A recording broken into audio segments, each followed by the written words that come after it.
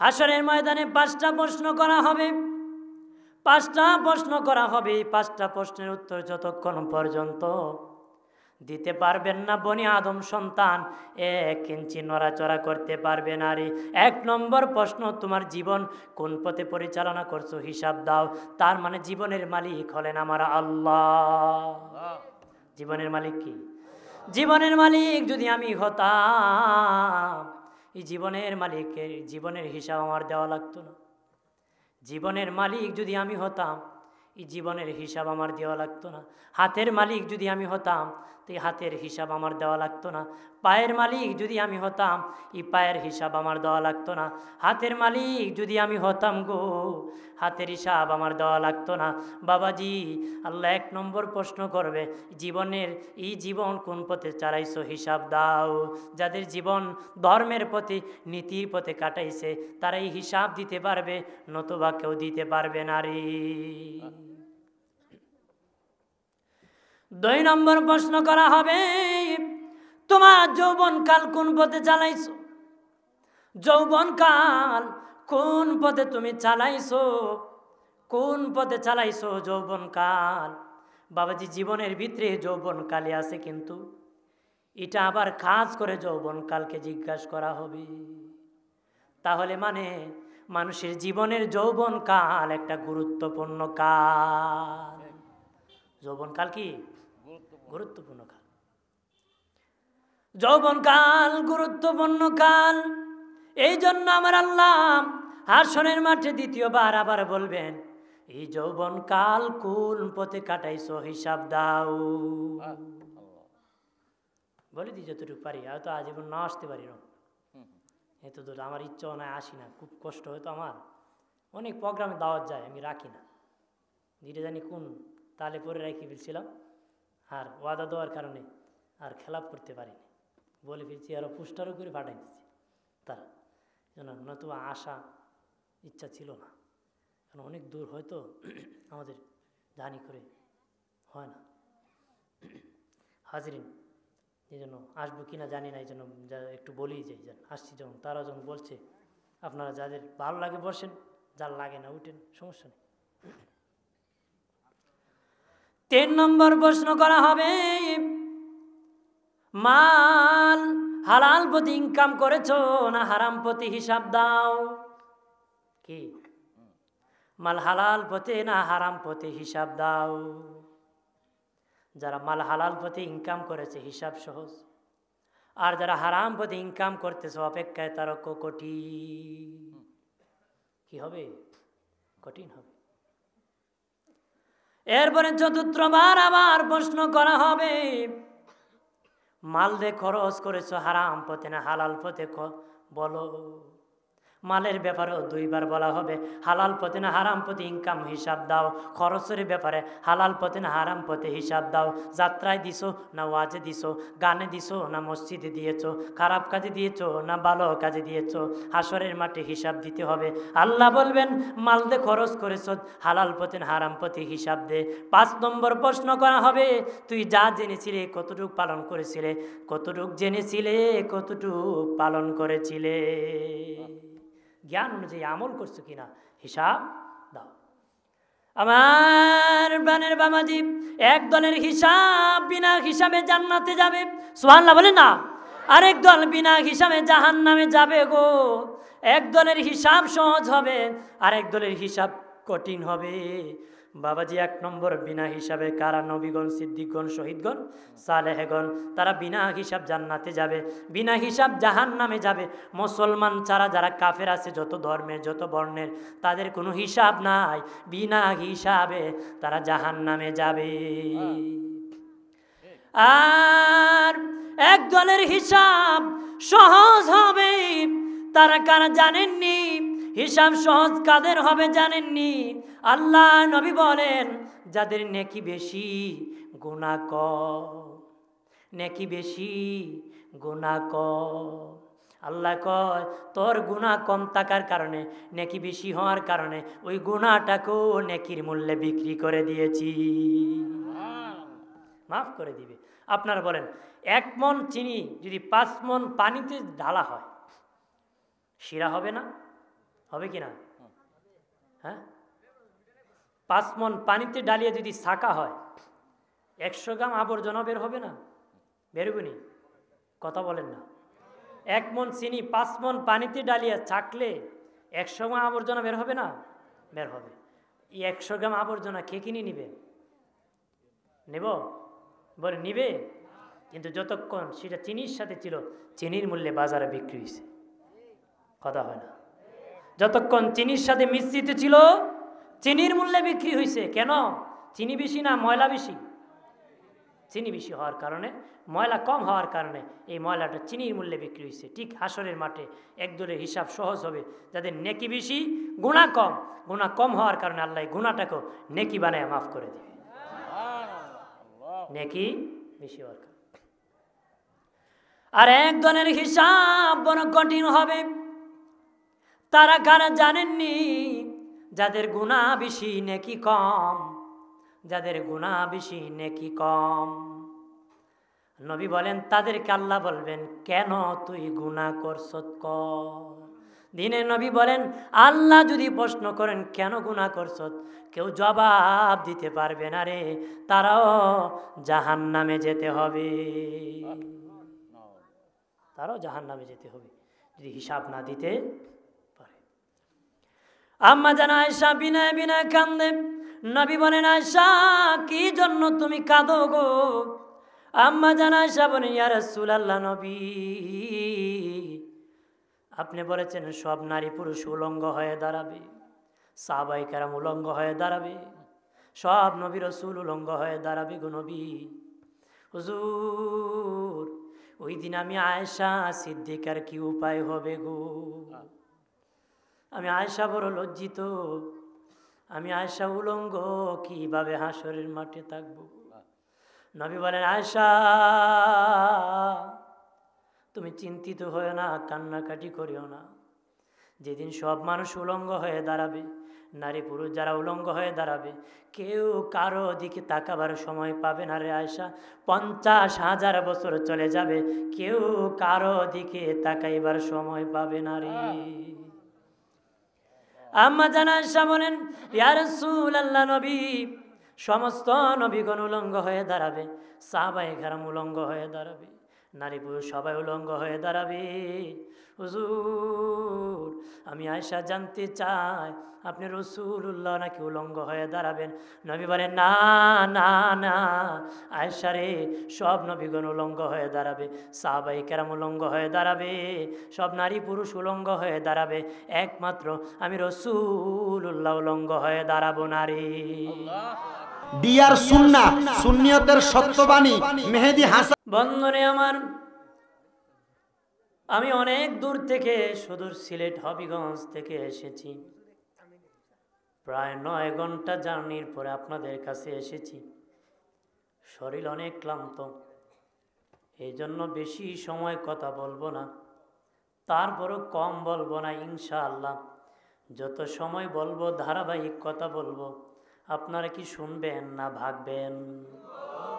শুনবেন তো? আমার প্রাণের বাবাজি খেয়াল করেন, ভালো করে। ওয়াজ যারা করায়, যারা করে, যারা শুনে গো, তারা সবাইর একটি উদ্দেশ্য, দুনিয়ার থেকে যেন বেহেশতি হয়ে কবরে যায়, কারণ কবরে নতুন করে বেহেশতি হওয়া যাবে না রে। আমি করতে আসছি, আপনারা করাইতেছেন, আপনারা শুনতেছেন, উদ্দেশ্য একটাই, কবর দুনিয়ার থেকে বেহেশতি হয়ে কবরে যাব, নতুন করে বেহেশতি কবরে হওয়া। আপনাদের এলাকার যদি কোনো মানুষ মরে যায়, কবরে রাখা হয়, 3টা প্রশ্ন করা হয়, উত্তর একটাও দিতে পারে না, কবরে শান্তি না অশান্তি? না কব তাহলে সময় দো, 1 সপ্তাহ ভালো মানুষই আসবো, সুযোগ দিবে? ফিরিস্তা কব যা, কইব গজব শুরু। গজব কি বাবাজি? এখন যদি মরে যাও আর যদি জবাব দিতে পারো না, কবরে অশান্তি, জবাব দিতে পারে শান্তি, তাহলে শান্তির পথ কখন বেছে নেবেন? এখন বেছে নেন। কারণ এখন কেন নেবেন? কারণ কখন মরেন জানেন না। এই জন্য সব সময় মরণের প্রস্তুতি গ্রহণ করে এই দুনিয়ায় চলমান থাকতে হবে না? 5টা জিনিস কেউ জানে না। সূরা লুকমানের শেষ আয়াত, কিয়ামত কখন হবে সেটাও জানে আল্লাহ। বাবাজি বৃষ্টি নাজিল করে তাকে আল্লাহ। মায়ের পেটে কি আছে সেটাও জানে আল্লাহ। আগামী দিনের খবর জানে আল্লাহ। কে কখন মরবে সেটাও জানে আমার আল্লাহ। কেউ ডাকাতে মরে যায়, কেউ সৌদি আরবে মরে যায়, বিশ্বের যে কোনো দেশে মরে যায়। বাবাজি কারো মৃত্যু আগুনে পুড়ে হয়, পানিতে ডুবে হয়, বাবাজি শত্রুর হাতে হয়, রাজপথে হয়, রাস্তায় অ্যাক্সিডেন্টে হয়, ঘরের মধ্যে শুয়ে হয়। কার কিভাবে মরণ হবে সেটাও জানে একমাত্র আমার আল্লাহ। সেটা জানে কে? এই জন্য ইমাম গাজ্জালী রহমতুল্লাহ আলাইহি বলেন, লুকিং গ্লাস অর্থাৎ আয়নার দিকে তাকাও, সুন্দর চেহারা দেখার জন্য তাকায়ও না। তাকায় দেখো তোমার সাদা কালো দাড়ি সাদা হয়ে গেছে, কালো চুল সাদা হয়ে গেছে, চেহারার মধ্যে লবণতা এসে গেছে। তাল গাছে তাল পাকলে গাছে থাকে না, জোনা নাইকেল গাছে থাকে না, পাকনাম গাছে থাকে না। বান্দা তোর পাকা ধরেছে, এই দুনিয়া তাকার জাগা না রে। টাকা যাইব? শুনছেন নাকি যে আপনাদের সিরাজগঞ্জের মানুষ সিলেট বাগিয়ে আছে, আজরাইল পায় নাই? আমাদের সিলেটের কেউ আছে নাকি যে বেটা 200 বছর হয়েছে আজরাইল এখনও তারে খুঁজে পায়? হ্যাঁ, মনে করবেন কেউ যদি কোনো জায়গায় ভাগে, মনে করবেন তার সেখানে মরণ আছে। সেখানে কি? কারণ সবচেয়ে কাছে হলো মরণ। নবী সুলাইমান আলাইহিস দাউদ আলাইহিস সালাম বিনয়ে বিনয়ে কান্দে। ওনার সন্তান সুলাইমান নবী বলে, বাবা কি জন্য গো তুমি কাঁদতেছো? দাউদ নবী কো, বাবা আমার কয়েকটা প্রশ্নের উত্তর দাও, তাহলে আমি কান্না বন্ধ করে দিব। কি বলো গো? যোগ্য সন্তান সুলাইমান ডেকে বলেন, বাবা দাউদ নবী ডেকে বলে, এ আব্বা বলে, এই দুনিয়ায় কাছে কোন জিনিস, এই দুনিয়ায় দূরে কোন জিনিস, এই দুনিয়ায় দামি কোন জিনিস, এই দুনিয়ায় কম দামি কোন জিনিস? নবী সুলাইমান কো, বাবা এই দুনিয়ায় দামি যেটা এটাই আবার কম দামি, যেটা কাছে এটা আবার দূরে। যেটা কাছে এটাই দূরে, যেটা দামি এটাই। রেগে বলে, আব্বা এই দুনিয়ায় মানুষ হলো সবচেয়ে দামি, মানুষের চেয়ে দামি আর কিছু নাই। মানুষ হলো সবচেয়ে দামি, মানুষের চেয়ে দামি আর কিছু নাই গো বাবা। কিন্তু এই মানুষটা যখন মরে যায় আর কোনো দাম থাকে না গো। সন্তানের কাছে কঠিন বোঝা হয়ে যায়, কঠিন বোঝা হয়ে যায়। মরার আগে না তো অসুস্থ হয়ে প্যারালাইসিস হয়ে বিছানা শুয়ে দেখো, তুমি সবার অভিশাপ হয়ে যাবা। কথা বলেন না? সকলের কাছে কি হইবা? অসুস্থ হয়ে বিছানায় পড়ে দেখো। এক মহিলা তার স্বামীর খেদমত করে, টয়লেট পায়খানা পরিষ্কার করা কষ্ট না? বেচারা বিরক্ত হয়ে মহিলা কো, আল্লাহ তোমার আজরাইল কি আমারে দেখে না? কি দেখে না? আজরাইল। বেচারার ঘরে ছিল ষাঁড় বলদ, রাতের বেলা দড়ি চিরে রশি চিরে ভুসির পাতিলের মধ্যে মুখ ঢুকায় যখন উপরে চাইছে, আর মহিলা ভা করে ডাক মারছে। মহিলা কয়, দিনেতে দোয়া করেছিলাম মনে হয় কবুল হয়ে গেছে। এটি ভাবছে আজরাইল এসে। তখন আজরাইল, রোগী কিন্তু আমি না, ওই যে বিছানা শুয়ে আছি ওই লোকটা না রোগী। এই লোকটা কি? এই লোকটা কি? বিছানাতে শুয়ে আছে সে রোগী, কিন্তু দিনের বেলা কইছে আল্লাহ তোমার আজরাইল আমারে দেখে না। আজরাইল দেখে কো, রোগী আমারে নিও। আমার বানের বাবাজি নবী সুলাইমান আলাইহিস সালাম বলে, বাবা এই দুনিয়ায় মানুষ হলো দামি, মানুষ আবার কম দামি। যতক্ষণ জিন্দা ততক্ষণ দামি, যখন মরে যায় ওই মানুষটা হয়ে যায় কম দামি। এই জন্য যেটা দামি এটাই আবার কম দামি। এই দুনিয়ায় কাছে যেটা, দূরে দূরে যেটা, কাছে সেটা বাবাজি সেটা আবার কোনটা? বাড়ির পাশে খুব কাছে কবর, কিন্তু এত দূরে চলে গেল, কোনো দিন দেখা হয় নাই। দেখা হয়েছে নাকি? হ্যাঁ, কতবার তো হয়েছে? কারো কতবার তো হয় না। বিশ্বের যে কোনো দেশ থেকে কথা হয়, দেখা হয়, সাক্ষাৎ হয়, আলোচনা হয়, কিন্তু বাড়ির পাশে কবর খুব কাছে, কিন্তু এত দূরে কোনোদিন দেখা হয়? দেখা হয়? আমার প্রাণের বাবাজি খেয়াল করেন ভালো করে। এই জন্য ইমাম জালালউদ্দিন রুমি বলেন, হে পৃথিবীর মানুষ, তোমাদের জিন্দিগি কান্নার জিন্দিগি বানাও, তামসার জিন্দিগি বানায় না রে, কান্নার জিন্দিগি বানাও, কানতে কানতে জিন্দিগি কাটাও। মরিয়া যখন কবরে যাইবা এমন হাসি দিবা যে হাসির শুরু আছে শেষ নাই। কান্নার জিন্দিগি বানাও, কানতে কানতে যদি মরে যেতে পারো, কবরে গেলে এমন হাসি দিবা যে হাসির শুরু আছে। আর এই দুনিয়া যদি তামসার জিন্দিগি বানাও, টাট্টার জিন্দিগি বানাও, হাসতে হাসতে জিন্দিগি কাটাও, মরে গেলে এমন কান্না দিবা যেই কান্না শুরু আছে শেষ নাই।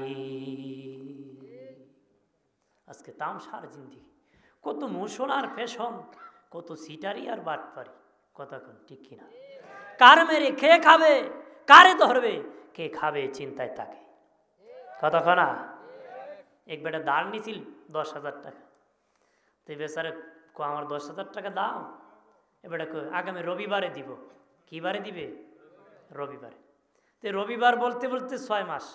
তো বেচারা রাগ করে কয় আর খুঁজবো না তোর কাছে। কেন? দিস নি একদিন। কোন দিন? কিয়ামতের দিন। এ ভাই এত লম্বা ডেট কেউ দিছে না, তুমি পারলে আরো 5,000 টাকা পারলে কি কিয়ামতের দিন নিবা, এত লম্বা ডেট কেউ দেয় নাই, আরো 5,000 দাও। তার মানে কবরের ভয় তার অন্তরে। কবরের ভয় কি নাই তার অন্তরে। দুনিয়ার লোভ লালসা আমাদেরকে ঘেরাও করে ফেলছে। খাবে খাইতে আছে। আমার প্রাণের বাবাজি খেয়াল করেন ভালো করে, এই খেলতামাশার জিন্দিগি কাটায় না। আল্লাহ মানুষ বানাইছে বড় দুর্বল করিয়া, আমরা বড় দুর্বল, কিন্তু এই মানুষ মধ্যখানে হয়ে যায় সবল। অন্য প্রাণী যারা পৃথিবীতে আসার পরে নিজে নিজে দৌড়ে, নিজে নিজে খায়। গরুর বাচ্চা নিজেই দাঁড়ায়, গা ঘষে ঘষে নিজের খাবার বাহির করে।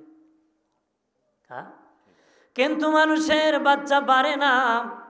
আমরা বড় দুর্বল, কিন্তু সবল হতে হতে 33 বছর পর্যন্ত আমাদের স্বাস্থ্য বাড়ে। আল্লাহ বলেন, খালাকাল ইনসান আল্লামাহুল বায়ান। আল্লাহকে মানুষ বানাইছি, ওই মানুষকে যেই দেশে পাঠাইছি ওই দেশের ভাষা শিখার জ্ঞান আমি আল্লাহ দান করেছি। এমন আছে না বাংলাদেশের বেচারা আমার ঘরে রয়েছি, কিন্তু বাংলা ভাষা পারে না, মানে তা ইংলিশ আমি বলি, বাংলাও বলে ইংরেজি না। আল্লাহকে যেই দেশে পাঠিয়েছি সেই দেশের ভাষা তার শিক্ষা করার মতন জ্ঞান আমি আল্লাহ দান করে দিয়েছি। আরো জোরে কর বাবাদি। আর এই যৌবন শক্তি পাওয়ার পরে 33 বছর পর্যন্ত বাড়ে, 40 বছর পর্যন্ত 33 থেকে সমান থাকে। 40-এর পরে আবার ভাঙ্গন শুরু হয়। আর এই মধ্যগানে শক্তি পাওয়ার পরে পার্সাপার্সি শুরু হয়। বাবাজি ছেলেরা যখন ফুটবল খেলায় রেফারি বাঁশি বাজায় দেয়, খেলা শুরু হয়ে যায়, পার্সাপার্সি শুরু হয়ে যায়, কে গোল দিবে, কে জিতবে, কে হারবে। সময় যখন শেষ হয়ে যায় রেফারি বাঁশি বাজায় দেয়, সময় নাই।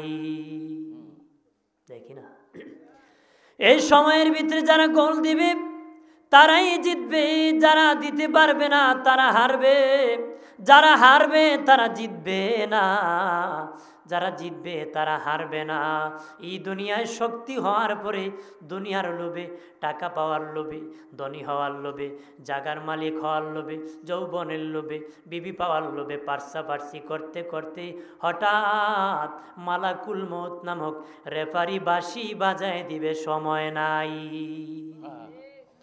ওই সময় যারা ঈমান নিয়ে কবরে যাবে বেঈমান হবে না, আর যারা বেঈমান হয়ে কবরে যাবে এটা আর ঈমানদার হবে না। যারা আমল নিয়ে কবরে যাবে বেআমলদার হবে না গো। যারা বেআমলদার হয়ে কবরে যাবে এটা আর কোনোদিন আমলদার হবে না। দুনিয়ার থেকে ঈমান আর আমল সঙ্গ করে কবরে যেতে হয়, দুনিয়ার থেকে বেহেশতি হয়ে কবরে যেতে হয়। এটা বেহেশত কামাই করার জায়গা, পরীক্ষার হল। কথা বলেন ঠিক কিনা? বন্ধুরে আমার খেয়াল করেন, ভালো করে অদুস্থ বুজুর্গরা, একটা মানুষের মরণের সময় যখন হয়ে যায় মালাকুল মউত আজরাইল 500 ফেরেশতা নিয়ে তার কাছে হাজির হয়ে যায়। ইমাম জালালউদ্দিন সুয়ুতী বলেন 500 ফেরেশতা তার দেহের উপর ঝাঁপিয়া পড়ে যায়। কয়শো ফেরেশতা? 500। যদি নেককার হয় তাদের কাছে রায়হানীয় বাবাজি প্লেট থাকে, ফুল থাকে, সুঘ্রাণযুক্ত প্লেট নিয়ে তারা নাজিল হয়ে থাকে, এক একজনের হাতে এক এক ঘ্রাণ নিয়ে 500 ফেরেশতা হাজির হয়ে যায়। চতুর্দিকে ঘুরাইয়া ঘুরাইয়া তারা বসে যায় গো বাবাজি। বসিয়া তারা জান্নাত দেখায়। বলা হয়েছে আজরাইলের একটা ডানার মধ্যে জান্নাত দেখানো হবে। বাবাজি, যেই ব্যক্তি ইমানদার তার রুহু যখন কবজ করতে চাইবে মুখ দিয়া, মুখ বলবে না না না, এই মুখ দিয়ে আল্লাহর নাম বলেছে রে, দরুদ পড়েছে বাবাজি, এই মুখ দিয়ে আল্লাহু আকবার বলেছে, মানুষকে ভালো আদেশ করেছে। মুখ বলবে না না না, আমি মুখ দিয়ে তার রুহু কবজ করতে পারবে না রে। আজরাইল চাইবে হাত দিয়া কবজ করবে, হাত বলবে না, এই হাত দিয়ে আল্লাহর ঘরের খেদমত করেছে। আল্লাহু আকবার বলেন না, আমার মালিকের ঘরের খেদমত করেছে, হাত দিয়া কবজ করতে দিব না। পা দিয়া চাবে, পা বলবে না না, ওই পা মাহফিলে গিয়েছে হাটিয়া, ওই পা মাদ্রাসায় গিয়েছে, মসজিদে গিয়েছে, দিনের খেদমত করতে গেছে, পা দিয়া পারবা না। কান দিয়ে চায়, কান বলবে না না, ভালো আওয়াজ শুনেছে, আজান শুনে মসজিদে গিয়েছে, আল্লাহর কালামের তেলাওয়াত শুনেছে, এই কান দিয়া রুহ কবজ করতে পারবা না রে। আজরাইল আলাইহিস সালাম আল্লাহর কাছে বলবো, মালিক ও প্রভু রব্বুল আলামিন, তোমার বান্দার কোনো দিকে রুহু কবজ করতে পারতেছি না, কিভাবে কবজ করব গো আল্লাহ? আমার আল্লাহ বলবেন, আজরাইল যাও যাও, তোমার হাতের মধ্যে আমি আল্লাহর ইসমে জাতির নাম আল্লাহ, ওই নামটা আমার বান্দার চোখের সামনে ধরো। এমনি আজরাইল আলাইহিস সালাম ওই নেককার ব্যক্তির চোখের সামনে আল্লাহর নামটা আল্লাহ, ইসমে জাতির নামটা ধরবে। ওই নাম দেখে ব্যক্তি মুস্কি হাসতে থাকবে, হাসতে হাসতে তার রুহুটা আল্লাহর নামে বাহির হয়ে যাবে। হাসতে হাসতে আমার আল্লাহর দরবারে চলে যাবে। আল্লাহু আকবার বলেন না, আরো জোরে বলেন। আমার প্রাণের বাবাজি, নেককার ব্যক্তির রুহু কবজ করিয়া, রুহু লইয়া প্রথম আসমানের দরজায় চলে যায় আজরাইল। অথচ রুহু জমিনে পড়ে আছে, তার রুহু বটিটা টাকচার জমিনে পড়ে আছে। মা কাঁদতেছে সন্তানের জন্য, সন্তান কাঁদতেছে মায়ের জন্য, আত্মীয় স্বজন কান্নাকাটি করতেছে গো, কিন্তু রুহু চলে গেছে প্রথম আসমানের দরজায়। প্রথম আসমানের কি খারাপ লাগতেছে নাকি? আর বলবো? বলি, আমি যখন প্রথম যাই মানুষ একটু টেলাটেলি করে কি দেখলে মানুষকে কি ওয়াজ করবো না করবো, এটা আরো পড়তে। আমিও প্রায় 12 বছর ধরে বক্তব্য রাখি, 1-2 দিন হয় না, অনেক দিন ধরে মাটি কথা বলি। তো স্বাস্থ্য কম, তো এই জন্য একটু আমারই মানুষ জিজ্ঞেস করে যে আব্দুল সিদ্দিকী হুজুর আসছে নাকি, মানে আমার এই জায়গায় মানুষ, আমি আইসে পাবেন, কারণ আমাকে লাইক করে না মানুষ, কারণ মানুষ এখন কত ভাবভঙ্গি ধরে, কত কিছু লাগায়, এত বেশি না, এত লাগাইতাম না, তারপর সকলেই ধরে, যেন ভাবলাম আমিও কিছু ধরি, যেন কিছু লাগাইলাম। আমার প্রাণের বাবাজি, প্রথম আসমানের দরজায় যখন রুহু লইয়া যায়, প্রথম আসমানের দারোয়ান ফিরিস্তা বাবাজি বলে, কে তুমি? কিতাবের মধ্যে লিখেছে জিবরিলের মাধ্যমে ৭০,০০০ ফিরিস্তা প্রথম আসমানের দরজায় আসে, তাদের ওই রুহুকে মিছিল সহকারে আল্লাহর জান্নাতে পৌঁছায়া দেওয়ার জন্য। দারোয়ান ফিরিস্তা বলে, কে গো, তুমি কোত্থেকে এসেছো? আমি মালাকুল মউত, অমুক গ্রামের অমুকের সন্তান, অমুকের রুহু কবজ করে এসেছি। তখন দারোয়ান ফিরিস্তা বলবে, আমার আল্লাহ আমার কাছে নোটিশ দিয়েছে, ওই নোটিশের মধ্যে কে জান্নাতি কে জাহান্নামী বলে দিয়েছে। যদি জান্নাতি হয় অনুমতি আছে, জাহান্নামী হলে অনুমতি নাই। এমনি বলবে, হা ওই লোক জান্নাতি। আল্লাহ আবার বলে যে এমন জান্নাতি আসলে দেরি নাই, যেন দরজা খুলে দেই। প্রথম আসমানের দরজা খুলে দিবে বাবাজি। যেতে যেতে যেতে আমার আল্লাহর জান্নাতের দরজার সামনে যাবে, জান্নাতের দরজা খুলে যাবে, জান্নাতের ভিতরে রুহু ঘোরাঘুরি করবে। ঘোরাঘুরি করে দেখে আসার সময় আজরাইল নিজ হাতে ওই জান্নাতির নামটা টেবিলের মধ্যে, ডায়েরি খাতার মধ্যে তার নামটা উঠাইয়া দিবে, জান্নাতিতে ভর্তি করে দিয়ে আসবে। সুবহানাল্লাহ বলেন না? রোহনিয়া জমিনে আসবে। আর একজন নাফরমান, সুদকুর, ঘুষকুর, হারামকুর বাবাজি খারাপ ব্যক্তির রুহনিয়া যখন প্রথম আসমানের দরজায় যাবে, অনুমতি দিবে না। এই জমিনেও দরজা আছে ৬ মাইল পর্যন্ত নরম মাটি, তারপরে ৬ মাইল তামার পাহাড়, ৬ মাইল সীসার পাহাড়, ৬ মাইল লোহার পাহাড়, ২৮ মাইল নিচে সিজিন, তারপরে জাহান্নাম। ওই জাহান্নামের দরজা খুলে যাবে, রুহু লইয়া জাহান্নামের ভিতর ঢুকবে। জাহান্নামের রুহু ঘোরাঘুরি করবে, রুহু নিয়া জমিনে আসবে। ঘোরাঘুরি জান্নাতি রুহু ঘুরতেছে, জাহান্নামী রুহু ঘুরতেছে। কেউ বাঁশ কাটতেছে, কেউ পানি গরম করতেছে, কেউ কবর খনন করতেছে। জান্নাতি রুহু কান্দিয়া বলবে, ভাই তোমরা বড় ভাগ্যবান, আল্লাহর জান্নাতের মেহমানের জানাজায় হাজির হইছরি। আর জাহান্নামী রুহু ডেকে বলবে, এ ভাই পানি গরম দে করতেছো কেন? করতেছো তুমি পানি গরম করতা না, যদি জানতা ওই জাহান্নামী, তাহলে তার জন্য বাঁশ কাটতা না, কবর খনন করতা না, কন্দন করতা না, কান্নাকাটি করতা না। এইভাবে বলতে থাকবে। আম্মা জানা আয়েশা সিদ্দিকা রাদিয়াল্লাহু তাআলা আনহা নবীকে জিজ্ঞাসা করেছিলেন, ইয়া রাসূলুল্লাহ, দয়াল নবীজি, মানুষের ইন্তেকালের পরে সবচেয়ে বেশি দুঃখের সময় কোনটা, কষ্টের সময় কোনটা গো নবী? নবী বলেন, আয়েশা রে, মানুষ যখন মরে যায়, মানুষের ইন্তেকালের পরে ১ নম্বর যন্ত্রণা হলো রে আয়েশা, যখন তার ছেলেরা তার গায়ে থেকে জামা কাপড়গুলা টানিয়া টানিয়া খোলা শুরু করে দেয় রে আয়েশা। নবী বলেন, আয়েশা রে, যখন লুঙ্গি টানিয়া খুলে গেঞ্জিগুলা কেচি দিয়া যখন কাটা শুরু করে দে, চিৎকার দিয়া কান্নাকাটি করে, বাবা এই গেঞ্জি জীবনে গায়ে দিব না, এই পায়জামা তো আর জীবনে পরব না, লুঙ্গি পরব না, আর কিছুক্ষণ আমাকে পরতে দাও, আরো কিছুক্ষণ আমাকে গায়ে দিতে দাও, আরো কিছুক্ষণ পরতে দাও। নবী বলেন, আয়েশা, পৃথিবীর কেউ মানে না রে, রুহু যতই কান্না করুক, টানিয়া টানিয়া লুঙ্গি খুলে ফেলে দে, গেঞ্জিগুলা কেচে দিয়া কাটা শুরু করে দে, কাপড় চোপড় খুলে, রুহু চিৎকার দিয়া কান্দে, খুলিস না। নবী বলেন, আয়েশা রে, মুর্দার ইন্তেকালের পরেই হলো ১ নম্বর যন্ত্রণা, ১ নম্বর কষ্ট। একটু চিল্লায়া বলেন না আল্লাহু আকবার। আম্মা জান আয়েশা সিদ্দিকা রাদিয়াল্লাহু তাআলা আনহা নবীকে বললেন, ইয়া রাসূলুল্লাহ, ২ নম্বর যন্ত্রণা কোনটা গো?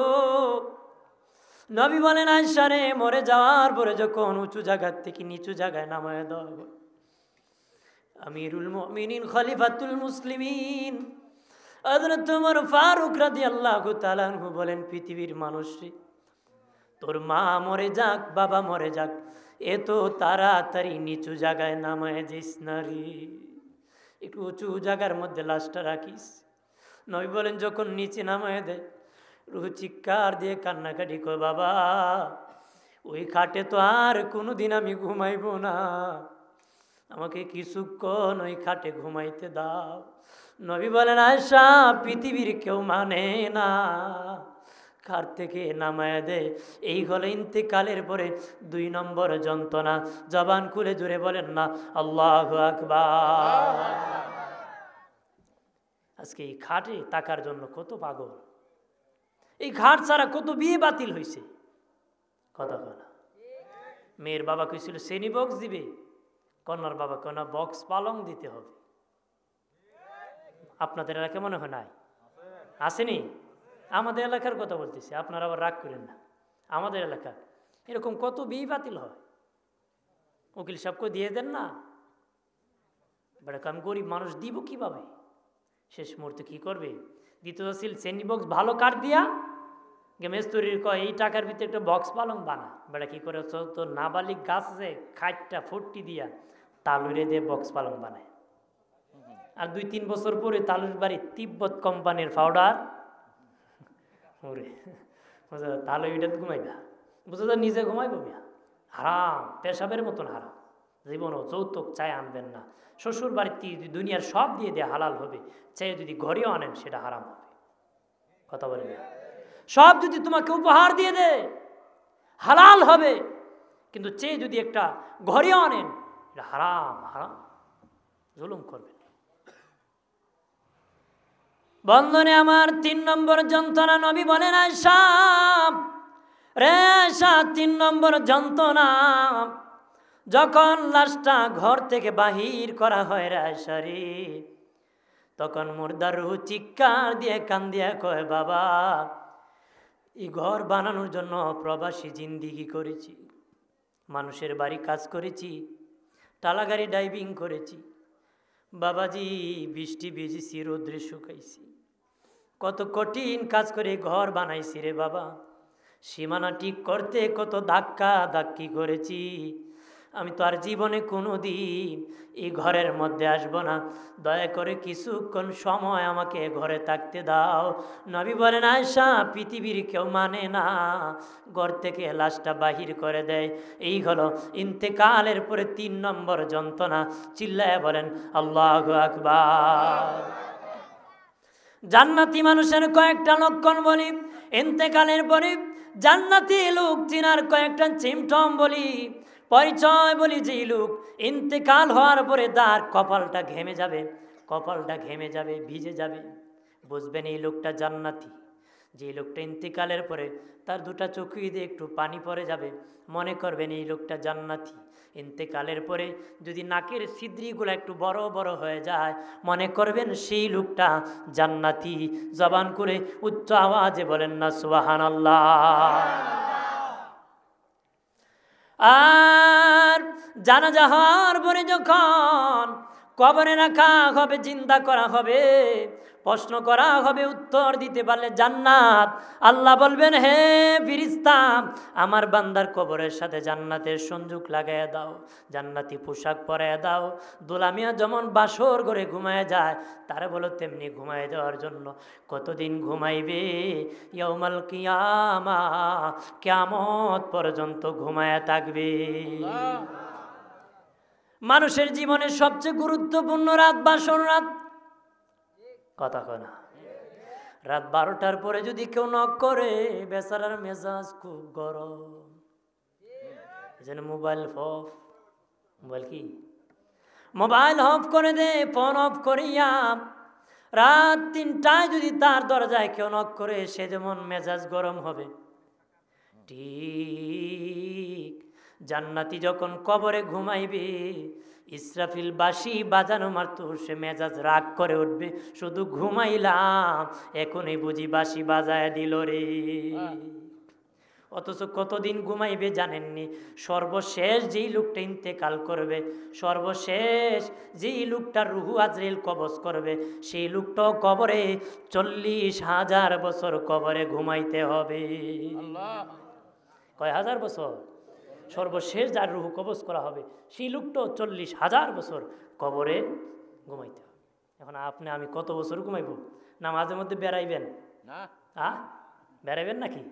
সুযোগ নাই। ও চতুর্দিকে আসমান, খুঁই যাইবে ওসমান, বাগিয়া যাবার সুযোগ, বাগিয়া যাবা। আমার প্রাণের বাবাদীপ, আল্লাহ নবী বললেন সাহাবীরা রে, বাবা সাহাবীরা, তোমাদের সামনে 5টা মহা বিপদ রয়েছে বাবা সাহাবীরা। এই 5টা বিপদ কি গো নবী? নবী বলেন 1 নম্বর মরণ যন্ত্রণা, 2 নম্বর মুনকার নাকি ভয়াবহ রূপ, 3 নম্বর কবরের চাপ, 4 নম্বর মিজানের পাল্লার কাছে, 5 নম্বর ফুলসিরাতের ঘাটে। বাবা সাহাবী, তোমাদের সামনে মহা 5টা বিপদ রয়েছে। ও সাহাবীরা, কঠিন ভয়াবহ মোকাবেলা কেমনে করবা? সাহাবীরা কেন নবীজি, এই ভয়াবহ মোকাবেলা কি আমরা করতে পারবো? কিভাবে গো নবী এই 5টার মোকাবেলা করতে পারবো? আমাদেরকে শিক্ষা দেন। আমরা তো মনে হয় এই 5টা ফারিয়া জান্নাতে ভিতরে আছি। মাতুনেরি কথা বলেন, আমরা সিলেটি ভাষা কয় মাতো না ভাষা, কি কয় মাতোবা, কথা বলেন না। আমরা কি জান্নাতে আছি না দুনিয়া আছি? তার মানে 5 বিপদ আমাদের সামনে। 1 নম্বর হলো মরণ যন্ত্রণা। নবী বলেন বাবা সাহাবী, যেই ব্যক্তি ফজরের নামাজ আদায় করবে রে, ওই 5টা বিপদ থেকে বাঁচতে গেলে 5টা কাজ করতে হবে। 1 নম্বর, যারা ফজরের নামাজ পড়বে তার মরণ যন্ত্রণা হবে না, মরণ যন্ত্রণা হবে না। মায়ের কোলে শিশু যেমন ঘুমায়া যায়, ওই লোকটা তেমনি ইন্তেকালের সময় ঘুমায়া যাবে। 2 নম্বর, মুনকার নাকির ভয়াবহ রূপ। নবী বলেন বাবা সাহাবী, যে ব্যক্তি জোহরে নামাজ আদায় করবে তার মুনকার নাকি ভয়াবহ রূপ ধরবে না রে, ভয়ঙ্কর রূপ ধরবে না, তার এহসানে জবাব দিয়ে দিবে। যেই ব্যক্তি জোহরের নামাজ আদায় করবে, যেই ব্যক্তি আসরের নামাজ পড়বে, তার কবর চাপ দিবে না, কবরের মাটি চাপা দিবে না, চাপা দিবে না। যেই ব্যক্তি মাগরিবের নামাজ আদায় করবে তার মিজানের পাল্লা হালকা হবে না, নেকির পাল্লা ভারী হয়ে যাবে। যে ব্যক্তি এশারে নামাজ আদায় করবে তার ফুলসিরাতের ঘাটে বিশাল ফুল হয়ে যাবে, আলো জ্বলবে, মওলার জান্নাতে দৌড়ে চলে যাবে। যার পরিপূর্ণ আমল আছে তার লাইটের পাওয়ার বেশি হবে ফুলসিরাতের উপরে। কেউ হামাগুড়ি দিয়ে যাবে, কেউ ঘোড়ার দৌড়ে নিয়ে যাবে, কেউ বিজলির আকারে যাবে। আল্লাহু আকবার বলেন না। রাস্তা একটা, দৌড়ের কোয়ালিটি 3টা, কয়েকটা হবে কারণ জানেননি? আমার এই মোবাইলের মাথায় একটা ছোট্ট বাতি জ্বলে, জ্বলে না? এই বাতি 2 থেকে 3 হাত দেখা যায়। আমি যদি দৌড় 6 হাত দিই, খালে পড়িয়া মরতে হবে, কারণ আমার লাইটের পাওয়ার কম। আর যেটা এরকম বড় টর্চ লাইট 50 হাত পর্যন্ত দেখা যায়, অর্থাৎ এই সময় দৌড়ের গতি বেশি হবে। আর যদি দিনের বেলা হয় আলো, তাই তো আর কতই নাই, আর কত দৌড় হবে। কথা বলেন ঠিক কিনা? ফুলসিরাতের ঘাটে আমল হবে বাতি, যার আমল বেশি তার লাইটের পাওয়ার বেশি গো, যার আমল বেশি তার লাইটের পাওয়ার বেশি, তার দৌড়ের গতি বেশি। যার আমল মধ্যম তার দৌড় মধ্যম, যার আমল নিম্নমানের তার দৌড় হামাগুড়ি দেওয়া যাবে। লাইটের পাওয়ার যত বেশি, আমল যার তত বেশি, আমল যার যার যত বেশি, লাইটের পাওয়ার তার তত বেশি, তার তত দৌড়ের গতি আল্লাহর জান্নাতে যাবে। এই জন্য হযরত উসমান রাদিয়াল্লাহু তাআলা আনহু কবরের পাশে গেলে বিনয়ে বিনয়ে কাঁদতেন, চোখের পানি ছেড়ে কাঁদতেন। খেজুর গাছের রসের মতন বেয়ে বেয়ে দাঁড়িয়ে পর্যন্ত ভিজে যেত। সাহাবীরা বলতো, উসমান গনি ভাই, নবী জাহান্নামের বয়ান করলে এমন কান্না করেন না গো, কিন্তু কবরের পাশে কেন এমন করে কান্দে? উসমান গনি জিন্নুরাইন রাদিয়াল্লাহু তাআলা আনহু বলেন, ভাইরা, কবর হলো প্রথম স্টেশন, কবর হলো প্রথম ঘাঁটি রে। কবরে যারা ধরা পড়ে যাবে সব জায়গায় ধরা পড়ে যাবে। কবরে যদি ধরা পড়ে যায় একাই জাহান্নামে জ্বলতে হবে। সে কবর একা ঘর, জাহান্নামে পাশে মানুষ জ্বলবে, কিন্তু কবর এমন ঘর সেটা একা ঘর, কেউ না, একা একা জ্বলতে হবে। কবরে যারা ধরা পড়বে সব জায়গায় ধরা পড়বে। আমি ওসমান গনি জানি না কবরে নি ধরা পড়ে যাই।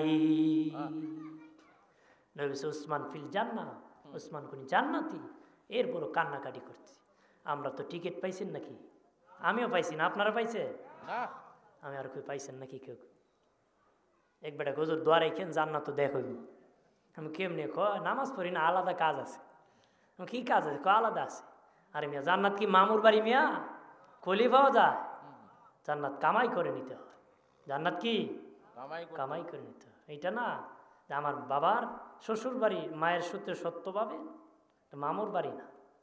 নিজের কামাই নিজে করে কবরে যেতে হয়। কত বলে ঠিক কিনা? জোরে বলে। কতবারটা কি বুঝাইতে পারতেছি? হ্যাঁ, কথা কি বাড়ি নিয়ে যাবেন না এখানে রেখে দিবেন? যাবেন তো? অনেকে আছে কয় এইখানের ওয়াজ এখানেই থাক। এইখানের ওয়াজ বহুদিন আগের কথা। দাদার নাতি গিয়েছিল খালের ওই পার ওয়াজ শুনতে। কোন পার? নদীর ওই পার। যাওয়ার সময় নৌকো ছিল, আসার সময় নৌকা নাই।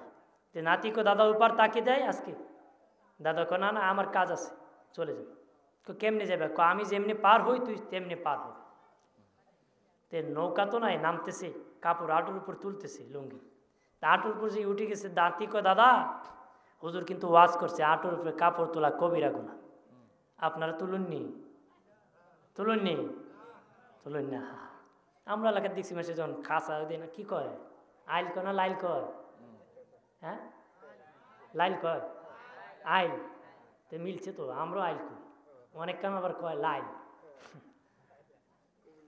হ্যাঁ হ্যাঁ জি, যেন দুটোই বললাম যেটা লাগে।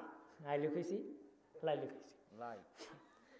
কাঁচা যখন কাটে তখন দেখবেন লুঙ্গি বেচারা উপরে উঠে দিচ্ছে। কবিরা গোনা, মারাত্মক কবিরা। ৭,০০০ বছর জাহান্নামে জ্বলতে হবে একটা কবিরা গোনার জন্য। আইল কতটুকু পাইছো মিয়া? ও তো বৃষ্টি নিয়ে যাবে না খরায় নিয়ে যাবে, কিন্তু গুনাহ তো আমল থেকে ধুয়ে গেল না। দাদা কয় নাতি, নাতি দাদার কয় দাদা হুজুর না একটু আগে বললো আঁটুর উপর কাপড় তোলা কবিরা গুনাহ, এখনই উঠতেছ? রাগ বেটা। তোর মাও আর আগ থেকে আমি ওয়াজ শুনি, তোর বাবা নাও তুই আগ থেকে ওয়াজ শুনি। জীবনে খালের এই ফারের ওয়াজ ওই ফারে আনছি না, আজকে তুই প্রথম গিয়ে কোথায় নিতে? দাদার নাতি খাল ফেরিছে, গলা পর্যন্ত পানি এসে, লঙ্গি বিচ্ছে না। লঙ্গি কইয়াছিল তুই তাহলে মুসলমান কি সাতার মুসলমান? নামই মুসলমান না, দেখতে মুসলমান না কাজে মুসলমান। আমার প্রাণের বাবাজি খেয়াল করেন ভালো করিয়া। নবী বলেন কাল রাসূলুল্লাহ সাল্লাল্লাহু আলাইহি ওয়াসাল্লাম কাসরাতু যিকরিল মাউত ওয়া তিলাওয়াতিল কুরআন। নবী বলেন বেশি বেশি করে মৌতের জিকির করো। মৌতের চিন্তায় তোমাকে সুদ খানার থেকে বাঁচাবে, ঘুষ খানার থেকে বাঁচাবে, মিথ্যা মামলার থেকে বাঁচাবে, মিথ্যা সাক্ষীর থেকে বাঁচাবে, অন্যের হক মারার থেকে বাঁচাবে। আর কোরআন তেলাওয়াত তোমার ইমানকে বাড়িয়ে দেবে। যার ইমান যত বেশি বাড়বে সেও তত উচ্চ তবকার আমার আল্লাহর জান্নাতে থাকবে।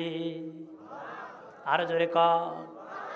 এখন মরণের চিন্তা নাই, কোরআন তেলাওয়াত নাই।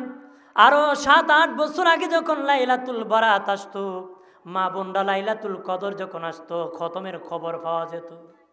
এত খতম তেলাওয়াত হইছে, এত খতম তেলাওয়াত হইছে, এখন খবর পাওয়া যায় রোজা রাখিয়া স্বামী আর স্ত্রী কিলাকিলির খবর পাওয়া যায়।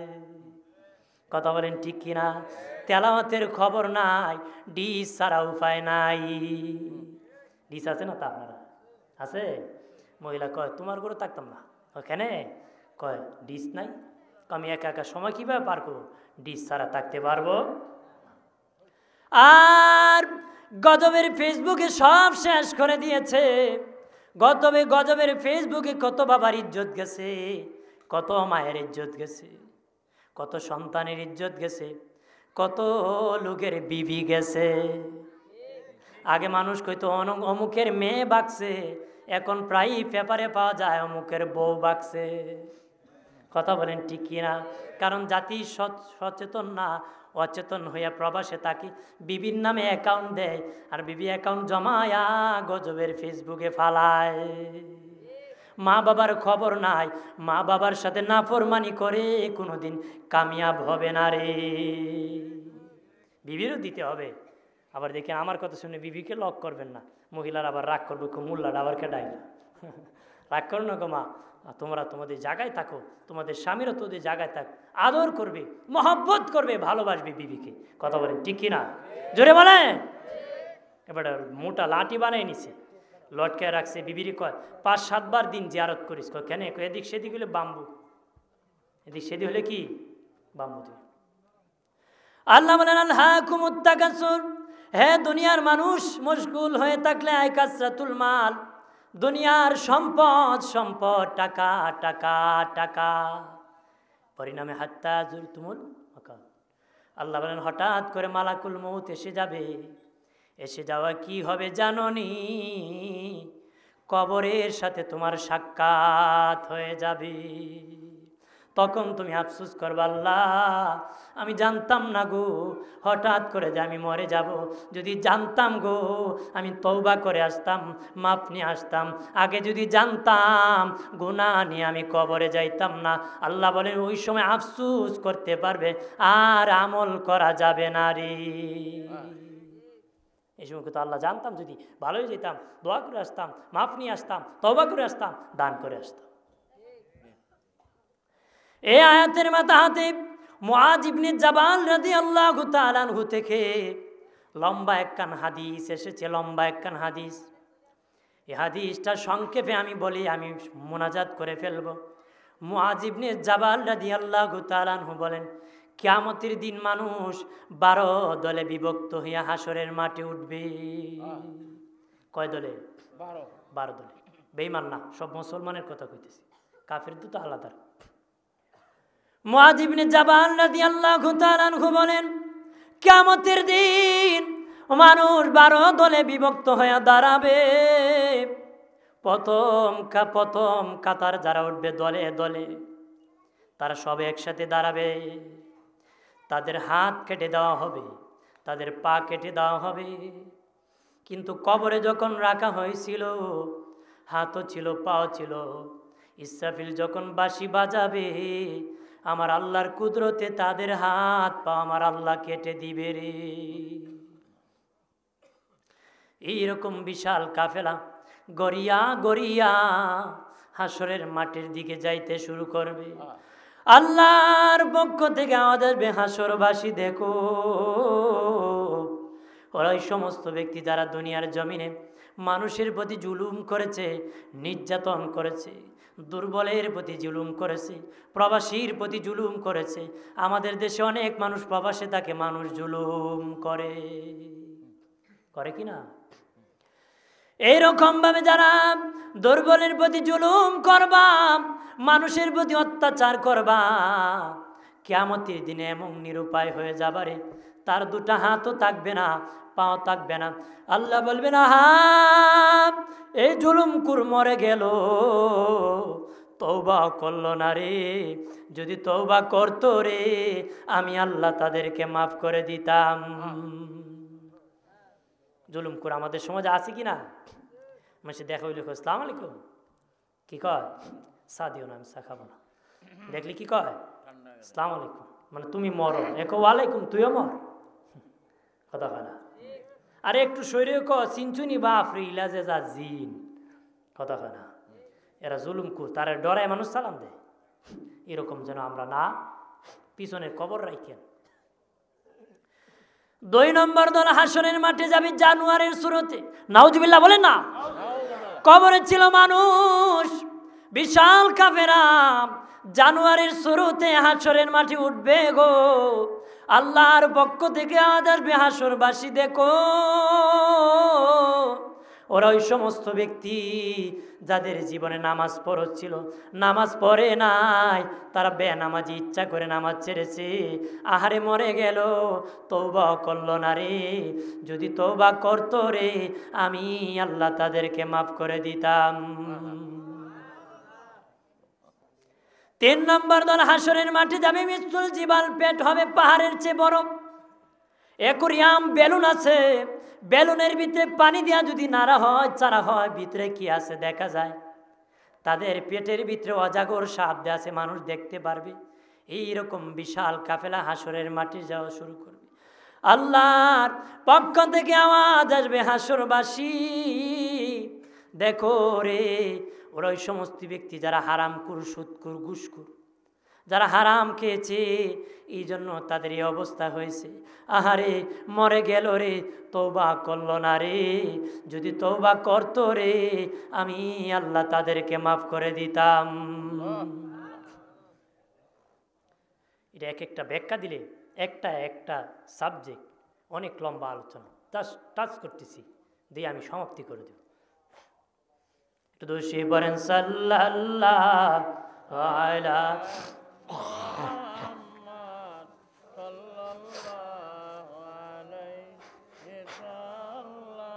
সাল্লাল্লাহু আলা মুহাম্মদ সাল্লাল্লাহু আলাইহি সাল্লাম। আমল নামায়ে দুরুদ শরীফ বেশি যার, হাসরের দিন সুপারিশ আগে তার।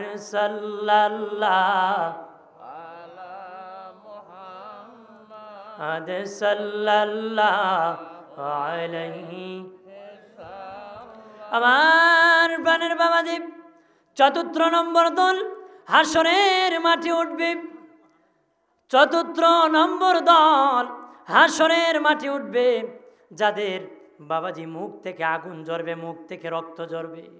মুখ থেকে কি জ্বরবে? জোরে বলেন, কি জ্বরবে?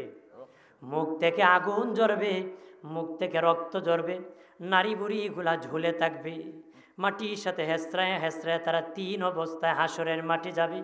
আল্লাহর পক্ষ থেকে আওয়াজ আসবে, হাসরবাসী দেখো রে, ওরা এই সমস্ত ব্যক্তি যারা দুনিয়ার জমিনে পাল্লাতে ডান্ডিতে কম দিয়েছে, ওজনে কম দিয়েছে, ব্যবসা করতে মিথ্যার আশ্রয় নিয়েছে, 100 টাকা দিয়ে কিনেছে, বলে 150 টাকা দিয়ে কিনেছে, 200 টাকা বিক্রি না করলে লস হবে, এমনও ধোঁকাবাজ আমাদের সমাজে ব্যবসায়িক আছে। বেগুন উপরে ভালো, নিচে পুকরা, ধোঁকাবাজি করে বাজারে নেয়। কথা হয় না? বলে উপরে খালি মালিশই করে। কথা হয় না? দিনের নবী বলেন, ধোঁকাবাজ আমার উম্মত না। ধোঁকাবাজ কি? ওমর ফারুক রাদিয়াল্লাহু তাআলা আনহুর যুগে এক বুড়া বেটা সাদা দাড়ির মধ্যে কালো রং লাগাইয়া বিয়ে করে ফেলছিল। 1 মাস পরে যখন তার দাড়ি সাদা হয়ে গেল, মেয়ের বাবা আমিরুল মুমিনিন খলিফাতুল মুসলিমিন ওমর ফারুকের কাছে বিচার দায়ের করলো। আমিরুল মুমিনিন, অমুকের গ্রামের অমুকের পুত্র অমুক বুড়া লোক আমার মেয়েকে জওয়ান সাজিয়ে বিয়ে করছে, বিচার চাই। ওমর ফারুক ডাকিয়া বললেন, বেটা তুই ধোঁকাবাজি করলে জানোস না আল্লাহ নবী বলছেন ধোঁকাবাজ রাসূলের উম্মত না, এখন তোর গর্দান উড়াই দিব। গর্দান কি? এই লোক জোর হাত করেছিল আমিরুল মুমিনিন, এই হাদিস আমি জানি না, জানলে এই কাম আমি করতাম। তারপর তাকে 80টা বেদ দেওয়া হয়েছে।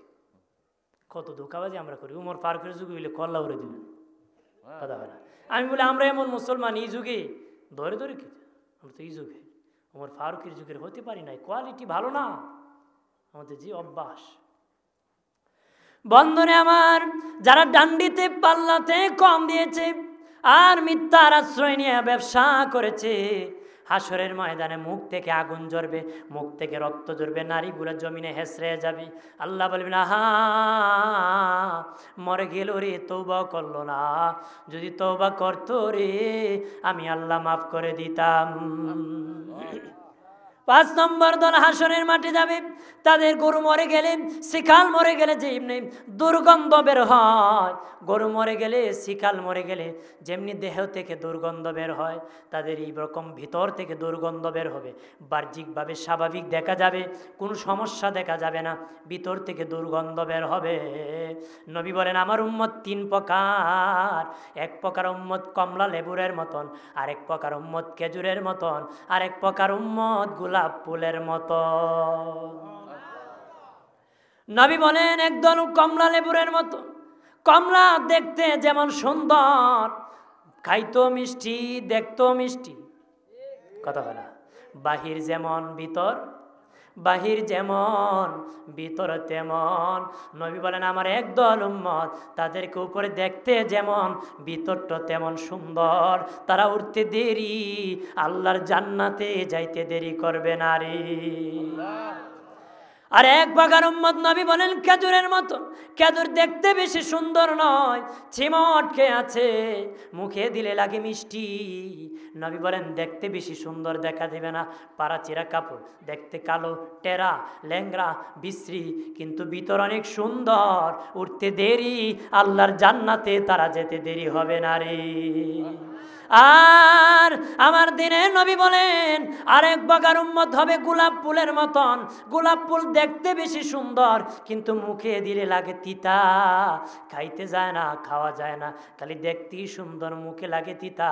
নবী বলেন দেখতে আমার উম্মত সুফি সাহেব ভালো মানুষ, কিন্তু ভিতর ভালো ছিল না, ভিতর খারাপ ছিল রে।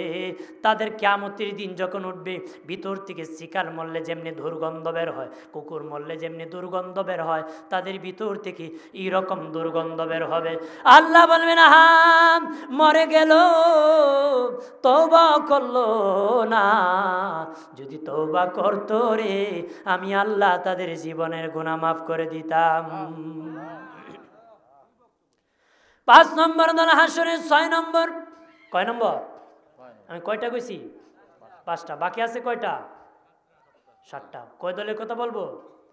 12 দলের। কয় দলের? 12 দলের। 6 নম্বর দল হাসরের ময়দানে উঠবে।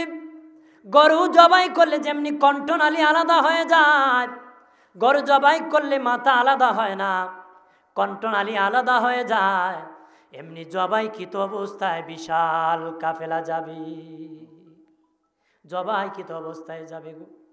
তাদের আলাদা মাথা হবে না, গরু জবাই নিয়ে তারা হাসরের মাঠে যাবে।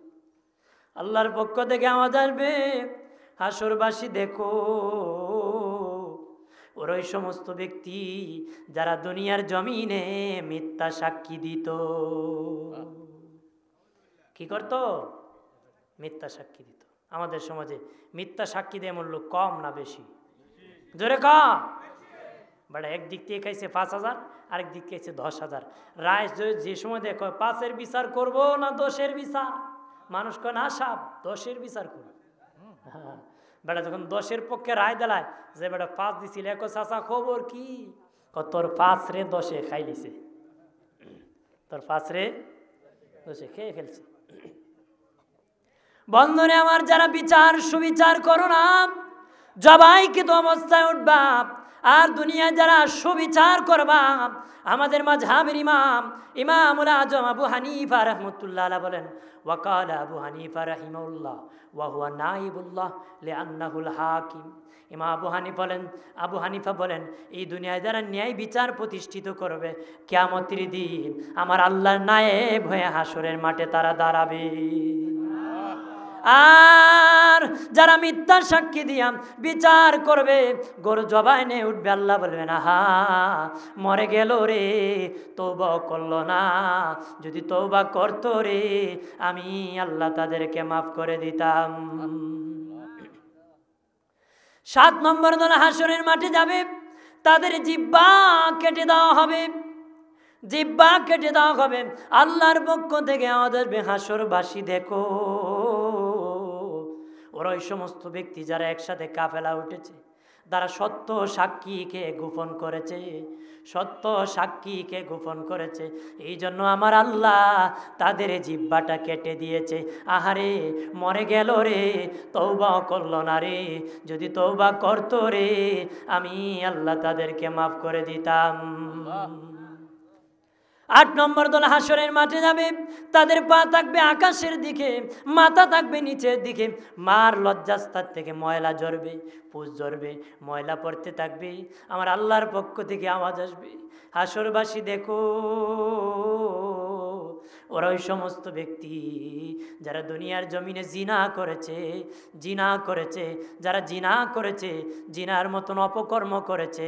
এই জন্য তারা আর পা আকাশে উঠে গেছে আর মাথা নিচে চলে গেছে, তাদের লজ্জা স্থান থেকে ময়লা ঝরতেছে, ময়লা ঝরতেছে। আল্লাহ নবী মেরাজে যখন গিয়েছেন দেখলেন বড় 2টা কস্তুরি একটা টেবিলের উপর রাখা আছে। কিছু যুবক আসিয়া ভালা ভুনা গোস্ত খায় না, পচাটা খায়। নবী বলেন, ভাই জিব্রাইল, তারা ভালো গোস্ত খায় না, পচাটা কেন খায়? জিবরিল বলে, নবীজি গো, তারা ওই সমস্ত ব্যক্তি যারা আপন বিবি হালাল ছিল, বিবির কাছে না যাইয়া অন্য নারীর সাথে জিনা করেছে। এই জন্য ভালো খাবার পেয়েও পচা খাবার তারা খাইতেছে। নাউজুবিল্লাহ বলেন না। আর এইরকম যারাই জিনার মতন অপকর্ম করবে, জিনার মতন অপকর্ম করবে গো, পা 2টা আকাশের দিকে থাকবে, মাথা নিচে। নারী যারা তোমাদেরও পা আকাশে থাকবে, পুরুষ যারা তোমাদের পাও আকাশে থাকবে। শুধু পুরুষের নয়, শুধু নারীর নয় বাবাজি, নারী পুরুষ সবাই পা আকাশে যারা জিনা করবে থাকবে। আর ময়লা ঝরতে থাকবে লজ্জা স্থান থেকে। আমার আল্লাহ বার তাআলার দরবার থেকে আওয়াজ আসবে, হাসরবাসী দেখো রে, ওরা ওই সমস্ত ব্যক্তি যারা দুনিয়ার জমিনে জিনা করেছে। আহারে মরে গেল রে, তওবা করলো না, যদি তওবা করতো রে আমি আল্লাহ তাদেরকে মাফ করে দিতাম। 9 নম্বর দল হাসরের ময়দানে উঠবে। বাবাজি অদুস্থ বুজুর্গরা পেট থাকবে আগুনে ভরপুর, নাউজুবিল্লাহ বলেন না।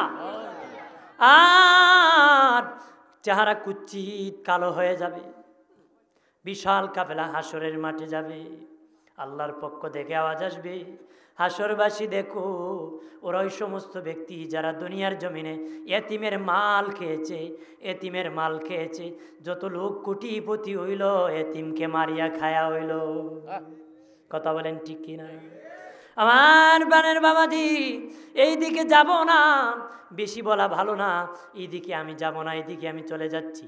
বন্ধুরে আমার, আল্লাহ বলেন তারা এতিমের মাল খেয়েছে, আহারে তওবা করলো না, যদি তওবা করতো রে আমি আল্লাহ তাদেরকে মাফ করে দিতাম। 10 নম্বর দল হাসরের ময়দানে উঠবে যক্কা এবং কুষ্ঠ রোগী হইয়া, যক্কা এবং কুষ্ঠ রোগী হইয়া। এইরকম বিশাল কাফেলা হাসরের মাঠের দিকে যাইতে শুরু করবে। আল্লাহর পক্ষ থেকে আওয়াজ আসবে, হাসরবাসী দেখো, যারা যক্কা এবং কুষ্ঠ রোগী উঠছে তারা কারা জানো নি? তারা ওই সমস্ত ব্যক্তি যারা মা বাবার অবাধ্য সন্তান, মা বাবার অবাধ্য সন্তান, মা বাবার সেবা করে নাই, মা বাবার সাথে দুশ্মনী করেছে। এই জন্য তারা যক্কা এবং কুষ্ঠ রোগে উঠছে। আহারে মা বাবার কাছে ক্ষমা আনে নাই, যদি আনতো আমি আল্লাহ মাফ করে দিতাম। 11 নম্বর দল হাসরের ময়দানে উঠবে। বাবাজি শিং দাঁত বড় বড় শিংয়ের মতন হয়ে যাবে, ঠোঁটগুলা বড় বড় হয়ে যাবে, অন্তর চোখে বাহ্যিক চোখে অন্ধ হবে, বাহিরের চোখে অন্ধ হবে, ভিতরের চোখে অন্ধ হবে। এই রকম বিশাল কাফেলা যাবে গো। আল্লাহর পক্ষ থেকে আওয়াজ আসবে, হাসরবাসী দেখো, ওরা ওই সমস্ত ব্যক্তি যারা দুনিয়ার জমিনে মদ পান করেছে রে, যারা দুনিয়ার জমিনে মদ পান করেছে, মদ পান করেছে। বাবাজি আমাদের দেশে মানুষ মদকুর কম না বেশি? বাবাকুর আবাকুর আছে না নাই? জোরে কর, আসেনি? বাবাজি ট্যাবলেট আকারেও খায়, ইঞ্জেকশন পুশ করে দেয়, ওষুধ আকারেও খায়, কত জাতির খাবার খেয়ে নেশা করে রে বাবা। কয় রাজা নাকি গাঁজা খাইছিল, ফকিরে খায় কমাইছে। কি কয়? ওগরে খায় কামাইছে, হে গাঁজা খায়। আরে যুব কেন রে নেশা করবে রে? নেশা করার কারণে কোনো সমাজে তোরে জায়গা দিবে না রে, কোনো সমাজে তোকে জায়গা দিবে না।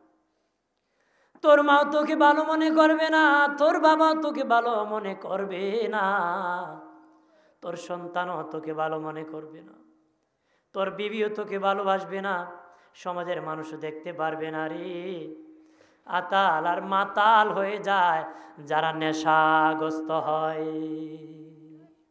মাও চিনে না, ভাইও চিনে, কিছু চিনে নাকি? ওই যে তিন মদকুর এক পুকুরের পারে মদ খাইছিল। কিসের পারে?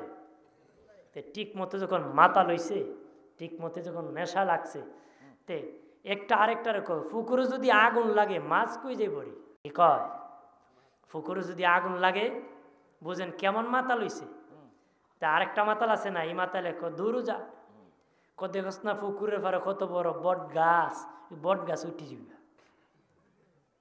বট গাছ আরেকটা রয়েছে না মাতাল, তিনটা। 3 নম্বরটা কয় ধুরু, বট গাছ মাছ উঠে না, তা বট গাছ তো গরু উঠে। বট গাছে কি উঠে? এই জন্য মদ খেলে মাতাল হয়ে যায়। আল্লাহ বলেন ইয়া আইয়ুহাল্লাযিনা আমানু ইন্নামাল খামরু ওয়াল মাইসিরু ওয়াল আনসাবু ওয়াল আজলাম রিজসুম মিন আমালিশ শাইতান। আল্লাহ কয় এটা শয়তানের কাম। যদি দুনিয়ায় শয়তান দেখতে চান মদ করে দেখবেন, দুনিয়ায় শয়তান দেখতে চান তাহলে জোয়াকুরকে দেখবেন, দুনিয়ায় যদি মানুষ শয়তান দেখতে চান মূর্তি পূজারীকে দেখবেন, দুনিয়ায় যদি মানুষ শয়তান দেখতে চান বাজি ধরে লটারি কাটে এমন ব্যক্তিকে দেখবেন। আল্লাহ করে শয়তান আল্লাহকে ফাজতানি বহু, ফিরে আসো। আসলে কি করবো? আল্লাকুম তুফলিহুন, তোর জীবনের গুনাহ মাফ করে দিব। সুবহানাল্লাহ বলবেন না? আর জোরে কর। এই জন্য মদ খাবেন না রে বাবাজি, বাবা আবা কেন খাবা? খায়েন না। 12 নম্বর দল হাসরের মাঠে উঠবে, 12 নম্বর দল হাসরের ময়দানে উঠবে, যাদের চেহারা থেকে নূর চমকাবে, নূর। নবী বলেন বাবা সাহাবী আমার একদল উম্মত চান কপাল্লা হবে, তাদের কপাল থেকে নূর চমকাবে। কেন জানোনি? তারা সৎ কাজে আদেশ করেছে, অসৎ কাজে নিষেধ করেছে। তাদের চান কপাল্লা হবে, আমি নবী দেখলেই চিনতে পারবো এটা আমার উম্মত, এটা আমার কি? মা আয়েশা সিদ্দিকা বলেন ইয়া রাসূলুল্লাহ, অগদিনের নবী হাসরের ময়দানে কত কাতার মানুষ হবে?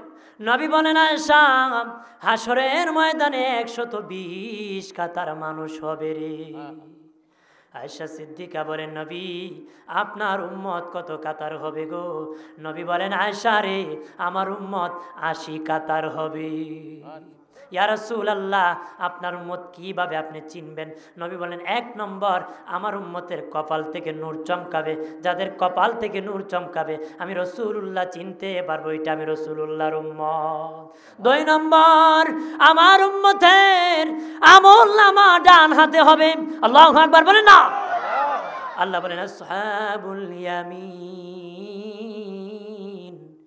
মা আসহাবুল اليمين وأصحاب الشمال ما أصحاب الشمال والسابقون السابقون أولئك المقربون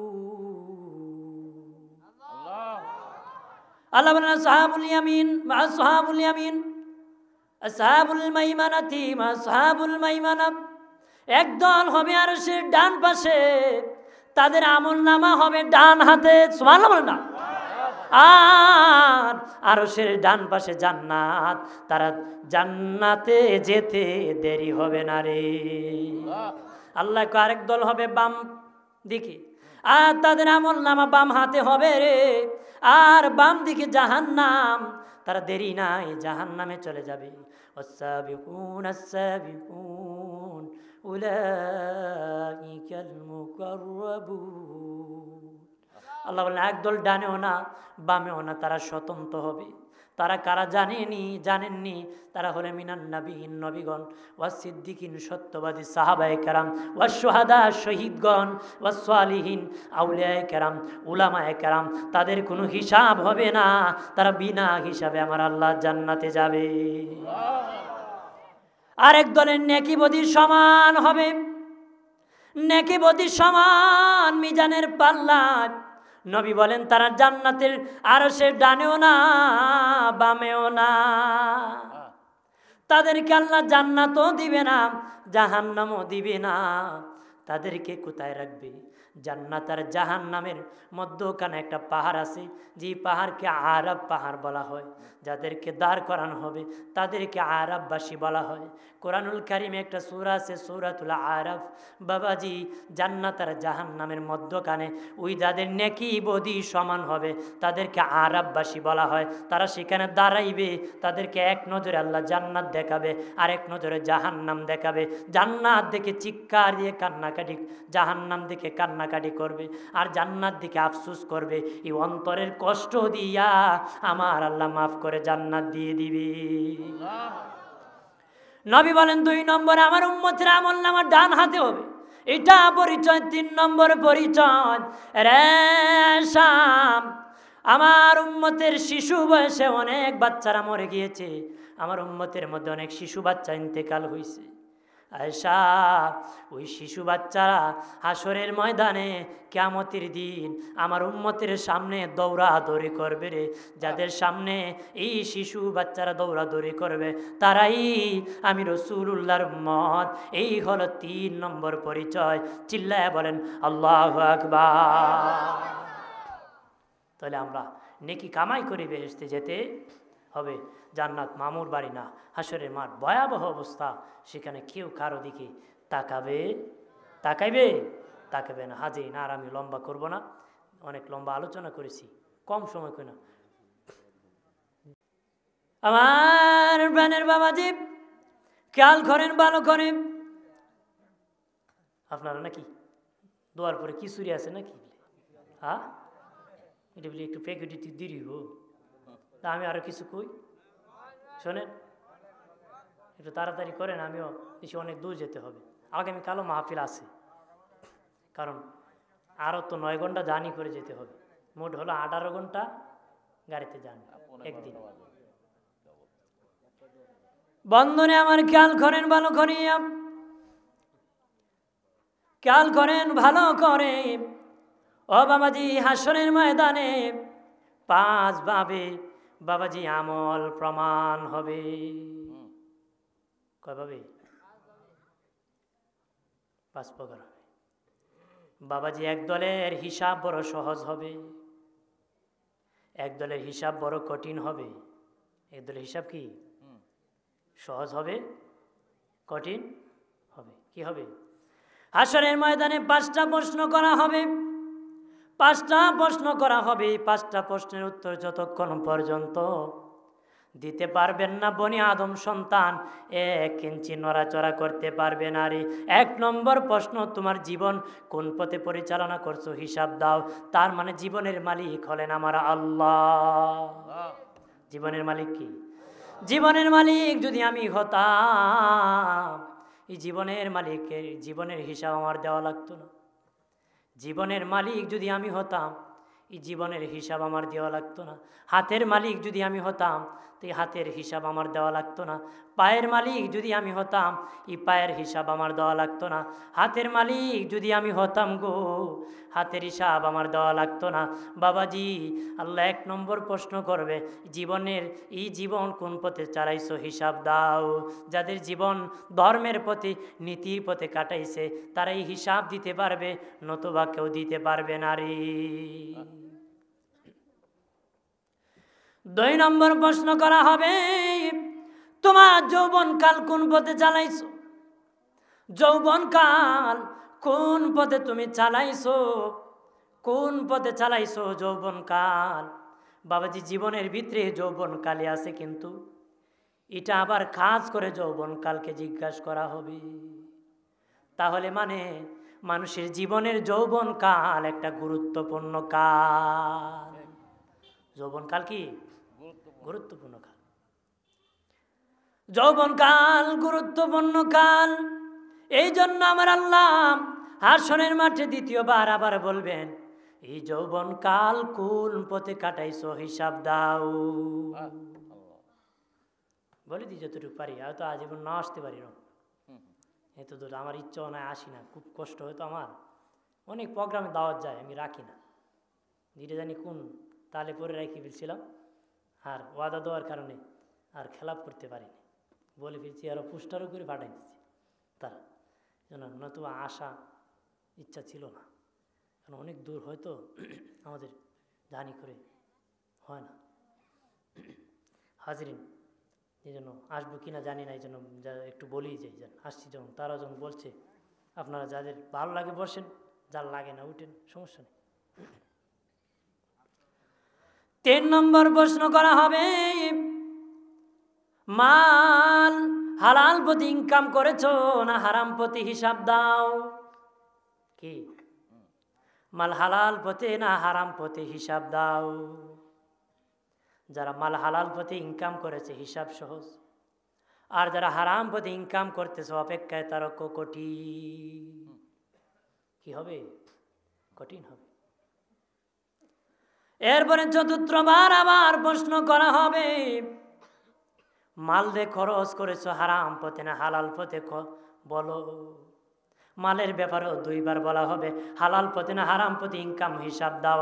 খরচের ব্যাপারে হালাল পথে না হারাম পথে হিসাব দাও।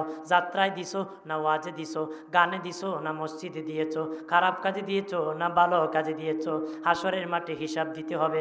আল্লাহ বলবেন, মাল দিয়ে খরচ করেছো হালাল পথে না হারাম পথে হিসাব দে। 5 নম্বর প্রশ্ন করা হবে, তুই যা জেনেছিলে কতটুক পালন করেছিলে, কতটুক জেনেছিলে কতটুক পালন করেছিলে, জ্ঞান অনুযায়ী আমল করছো কিনা হিসাব দাও। আমার বানের বামাজি, এক দলের হিসাব বিনা হিসাবে জান্নাতে যাবে, সুবহানাল্লাহ বলে না। আরেক দল বিনা হিসাবে জাহান্নামে যাবে গো। এক দলের হিসাব সহজ হবে, আরেক দলের হিসাব কঠিন হবে। বাবাজি, 1 নম্বর বিনা হিসাবে কারা? নবীগণ, সিদ্দিকগণ, শহীদগণ, সালেহগণ, তারা বিনা হিসাব জান্নাতে যাবে, বিনা হিসাব জাহান্নামে যাবে। মুসলমান ছাড়া যারা কাফের আছে, যত ধর্মের যত বর্ণের, তাদের কোনো হিসাব নাই, বিনা হিসাবে তারা জাহান্নামে যাবে। আর এক দলের হিসাব সহজ হবে, তারা কারা জানেননি? হিসাব সহজ কাদের হবে জানেননি? আল্লাহ নবী বলেন, যাদের নেকি বেশি গুনাহ কম, নেকি বেশি গুনাহ কম। আল্লাহ কয়, তোর গুনাহ কম থাকার কারণে, নেকি বেশি হওয়ার কারণে ওই গুনাহটাকেও নেকির মূল্যে বিক্রি করে দিয়েছি, মাফ করে দিবে। আপনারা বলেন, 1 মণ চিনি যদি 5 মণ পানিতে ঢালা হয়, শিরা হবে না? হবে কি না? হ্যাঁ, 5 মণ পানিতে ডালিয়ে যদি ছাকা হয়, 100 গ্রাম আবর্জনা বের হবে না?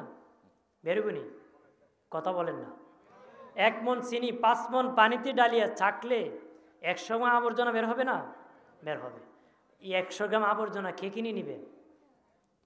নেব?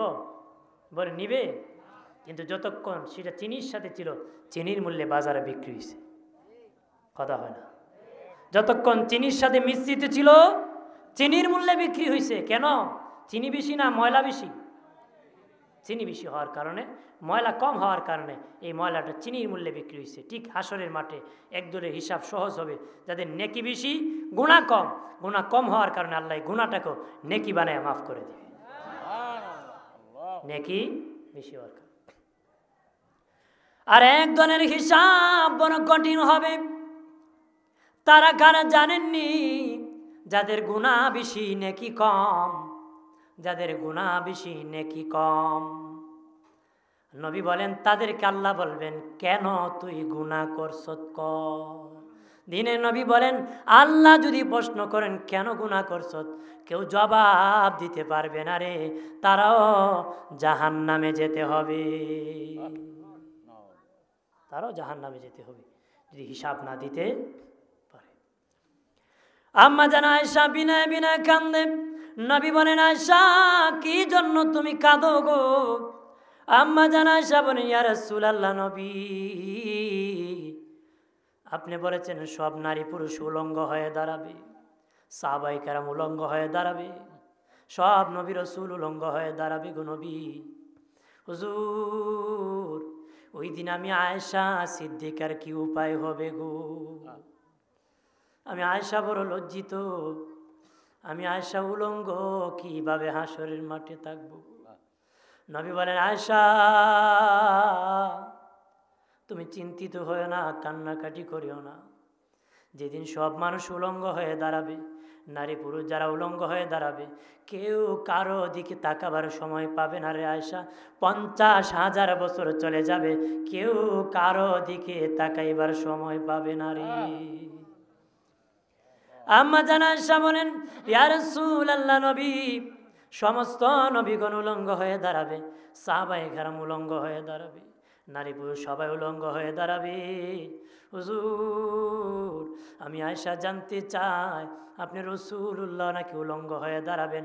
নবী বলেন, না না না আয়েশা রে, সব নবীগণ উলঙ্গ হয়ে দাঁড়াবে, সাহাবায়ে কেরাম উলঙ্গ হয়ে দাঁড়াবে, সব নারী পুরুষ উলঙ্গ হয়ে দাঁড়াবে, একমাত্র আমি রাসূলুল্লাহ উলঙ্গ হয়ে দাঁড়াবো না রে।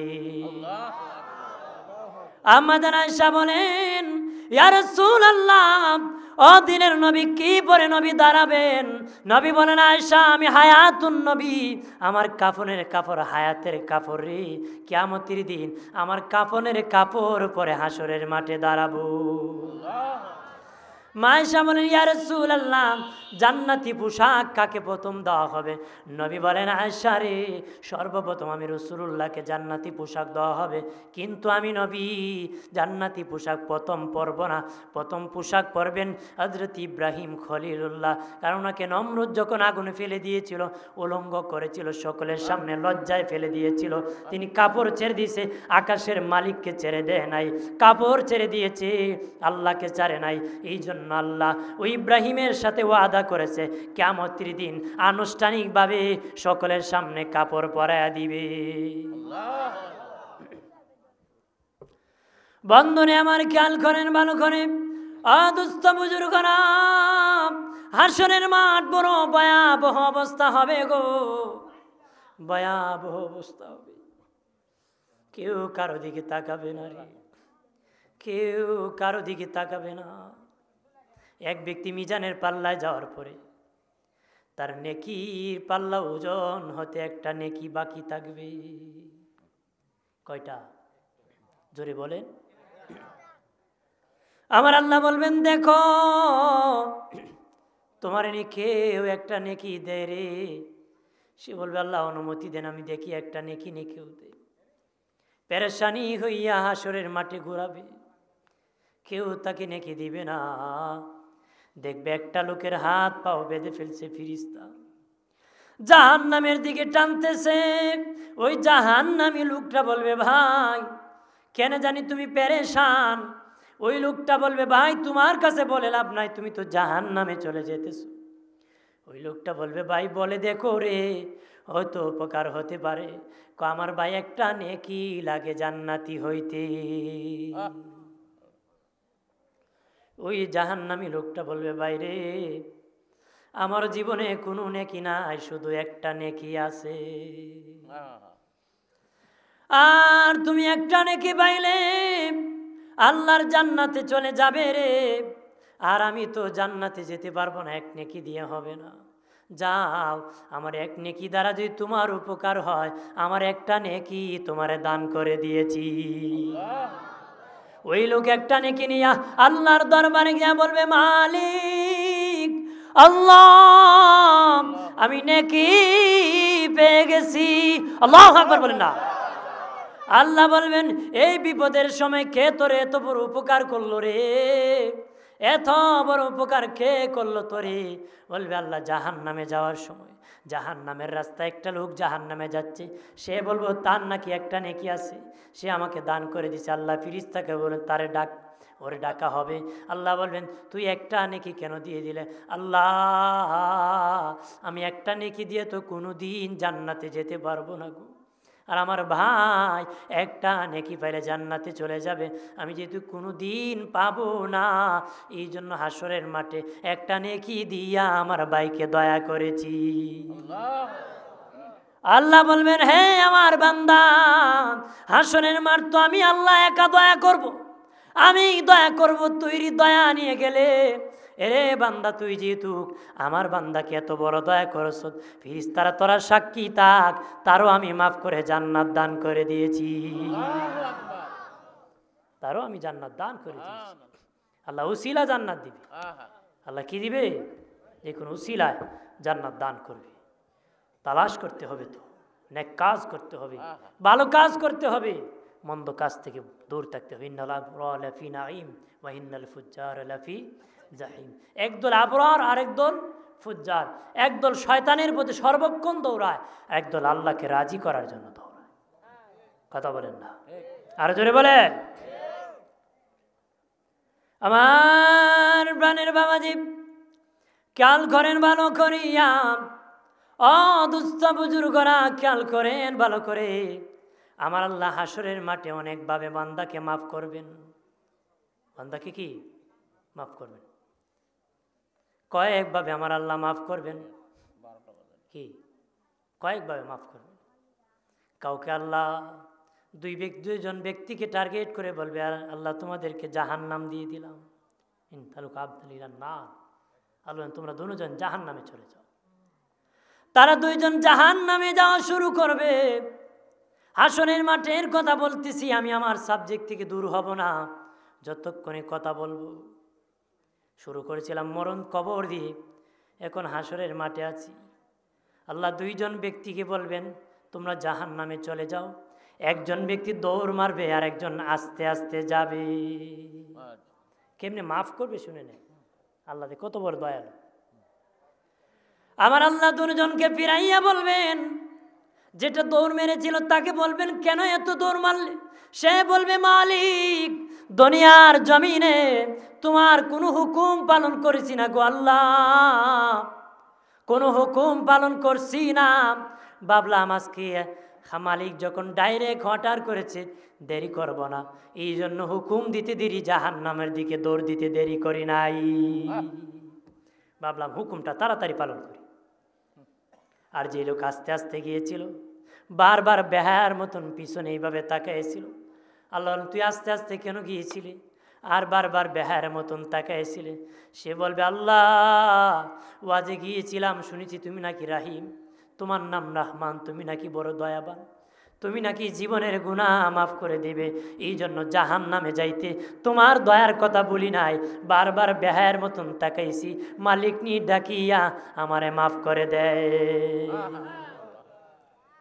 আল্লাহ বলবেন, আমার বান্দা, জাহান্নামে যাওয়ার পথে যেহেতু আমার কথা তোরা বলিস নাই, আমি আল্লাহ তোদেরকে মাফ করে দুইজনকে আমার জান্নাতি বানায় দিলাম। দুইজনকে জান্নাতি বানাই দিলাম, আমি আল্লাহ ক্ষমা করে দিলাম, মাফ করে দিলাম। জোরে বলে সুবহানাল্লাহ। আর জোরে বলে। বন্ধনে আমার খেয়াল করেন ভালো করে, এই জন্য হাসরের মাঠে প্রস্তুতি নিতে হবে শেষ বিচারের ভয়। কোন বিচারের ভয়? ওই পাপ, দুনিয়ার পাপ মুক্ত জীবন গড়া যাবে যদি শেষ বিচারের আদালতের ভয় থাকে। শেষ বিচারের আদালতের ভয় যদি না থাকে, কোনো দিন তুমি পাপ মুক্ত হতে পারবা না রে। পুলিশের ভয়ে কতক্ষণ থাকবা? ততক্ষণ না করলা, চলে গেলে তো আবার খারাপ কাজ করে। কথা বলেন ঠিক কিনা? কিন্তু আল্লাহকে যদি ভয় করি, এই অন্তর কোনো সময় খারাপ কাজ করবে না, সাত চাদরের নিচে যেও খারাপ কাজ করবে না, যদি শেষ বিচারের ভয় অন্তরে থাকে। জোরে বলেন কোন বিচারের ভয়? শেষ বিচারের ভয়। যেদিন আল্লাহ কাহার হয়ে যাবেন, যেদিন ভয়ঙ্কর হয়ে আল্লাহ বিচার আদালতে বসে যাবেন, সেদিন আমরা অবশ্যই ভালো কাজ করে দুনিয়ার থেকে যেতে হবে, মন্দ কাজ বর্জন করতে হবে, খারাপ কাজ বর্জন করতে হবে, নেক কাজ বেশি করে করতে হবে। কথা বলেন ঠিক কিনা? আল্লাহর জিকির করবেন, দরুদ পড়বেন, তাসবিহ পড়বেন, বেশি বেশি করে আমল করবেন, গীবত থেকে দূর থাকবেন, মানুষের গীবত করবেন না, মিথ্যা বলবেন না, বদনাম করবেন না, মানুষকে দেখে সমালোচনা করবেন না। এটা ঠিক না, এটা গুনার কাজ। এই গুনাহ যার সমালোচনা করেছেন তার কাছ থেকে মাফ না নিলে আল্লাহ মাফ করবে, আল্লাহ মাফ করবে। নাল গীবাদু আশাদ্দু মিনাল জিনা, গীবত হলো জিনার চেয়েও ভয়ঙ্কর। সাহাবায়ে কেরাম বললেন, কেন ভয়ঙ্কর? রাসূল বললেন, এই 3 কারণে গীবত জিনার চেয়ে ভয়ঙ্কর। জিনাকুর যখন জিনা করে লুকায়ে করে, গীবতকুর কোলা মাঠে গীবত করে। কথা বলেন না? জিনাকুর লুকায়ে জিনা করে, কিন্তু গীবতকুর প্রকাশ্যে কোলা মাঠে গীবত করে। এই জন্য জিনার চেয়ে গীবত ভয়ঙ্কর। জিনাকুর জিনার পরে লজ্জিত হয়, অনুতপ্ত হয়, কিন্তু গীবতকুর গীবত করার পরে নিজেকে বাহাদুর মনে করে। কথা বলেন ঠিক কিনা? জোরে বলেন ঠিক কিনা? হাজিরিন, এই জন্য আমরা গীবত করব না, গীবত করব না। গীবতের গুনাহ ইচ্ছা করলে আল্লাহ জিনার গুনাহ মাফ করতে পারেন, গীবতকুরকে আল্লাহ মাফ করবেন, গীবতকুরকে আল্লাহ মাফ করবেন। এই জন্য 3 কারণে গীবত জিনার চেয়েও ভয়ঙ্কর।